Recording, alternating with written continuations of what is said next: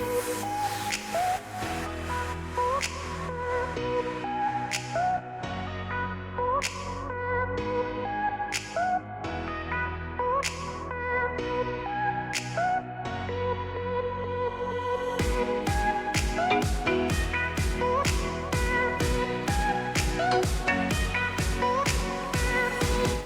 my name is Stephanie Robbins, and I am the president and CEO of Robbins Plumbing here in Phoenix, Arizona.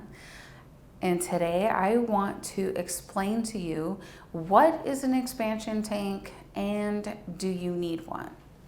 So let's start with what is an expansion tank? Well, this is an expansion tank. Enough said. Just kidding. No one knows what this is until I tell them what it is. So an expansion tank is a lot what it sounds like. Inside of this tank, and you pressurize it, but it relieves pressure as this is connected to your water heater. And as your water heater feels expansion and contraction, this takes on a lot of that burden. So this is a 2.1 gallon expansion tank. It's meant for residential, and many manufacturers aren't just recommending that these be installed, they're insisting upon it. And here's why. So your water heater is lined with porcelain on the inside. In the profession, we cheat and we call it glass lined. But as water heats and cools all day, so your water heater is very likely set from the manufacturer at 120. So it heats to 120, that causes expansion. But then it cools until that thermostat goes, whoop, let's heat up. And this happens all day long. And that is pressure on, it's going to be really hard for me not to call it glass, but that porcelain lining. And that starts to cause fractures in it. If you've ever seen fractures in China, just picture that. All those little fractures that happen with, this literally happens all day long as that temperature and pressure change. And so this guy is meant to absorb the shock of that expansion. So as your water heater starts to expand from that heating process, this little guy is going to absorb a ton of that shock all day long, which ultimately means that your water heater is going to last longer. And the reason for that, once that porcelain lining starts to have those fractures, we start seeing water hit the steel. So your water heater is ultimately made of steel. Well, as soon as you see water and steel connect, well, water's always going to win. And that's what is going to cause your water heater to leak. As soon as water hits steel, it starts to rust, and then you have your water heater leaking, and the bad news is you have to replace it. There is no fixing a leaking water heater. If someone told you there is, they're lying, and you're being scammed. So this little guy, for that small investment, takes on a lot of that pressure and relieves it and extends the lifespan of your water heater. So that's the why you would want one. But there are cases where you have to have one. So that's a code requirement. As soon as your system becomes a closed loop system, so you have a pressure regulator valve on your home because the pressure was high or it was fluctuating, now as that expansion on your hot system happens, there's nowhere for that pressure to go, and it has to go somewhere.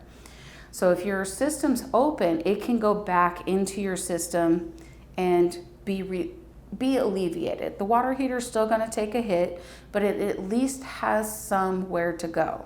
It's not going to boil over like a tea kettle, which is exactly what's happening. It is not hitting boiling temperatures, but it is hitting that expansion. If your system is closed and there's nowhere for that to go because you have the closed loop either from a pressure regulating valve or depending on where you may have a recirculating pump installed, there are definitely code reasons that you would want to talk to your plumber about. So not only is this beneficial in some situations, it's absolutely required. So my team is always taught we do it right or we don't do it at all. So if we find a situation where it's recommended, of course we give a consultation. This thing could add years to your water heater and take a lot of stress off, like a good glass of wine, okay? But there are situations where this is absolutely required by code. And when we educate a client that this is required, if they choose not to, it's certainly their home and their castle. But, well, we're going to walk away because, well, we're going to do it right or we're not going to do it at all. And risking someone's safety and doing a repair that we know isn't safe isn't going to be how that rolls. So your local municipality, I can only speak for the Phoenix area. For example, Cave Creek, it's not negotiable. If you have a water heater, Cave Creek as a municipality requires an expansion tank. Water heater manufacturers recommend it. And in some situations, it's a code requirement nationwide. So the municipality that you're in, your local licensed and bonded and insured company should know, is this required? Do I recommend it? Hell yes. Why would you want to buy a water heater and not protect it from the when you can? So heck yeah, there's one on my water heater at the office and at my house because I know the benefits of it. It's a small investment that over time pays big dividends. And code requirement wise, if it's required on your home, it's for a reason. It's for your safety and for your family's safety and often for the community's safety. So if you are looking for, hey, what is an expansion tank? Someone recommended it to me. Someone told me I had to have it. Well, if you're doubting that it's true, you can check the UPC code or you can contact your local code enforcement. Hey, you know, City of Phoenix, is this required? They're going to say, yep, yes it is. And you should have listened to Stephanie. And I'm like, told you so. But outside of it being a code requirement, this thing is awesome for extending the lifespan of your water heater.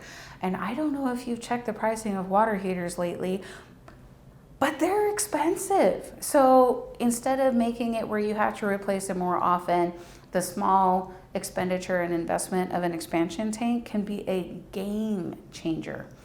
Side note, pro tip, also, maintain your water heater annually. Just saying. So if you need plumbing service and you're in the Phoenix metropolitan area, of course, reach out to my team at Robbins Plumbing. You can reach us at 623-486-4657 or of course on our website at robbinsplumbing.com.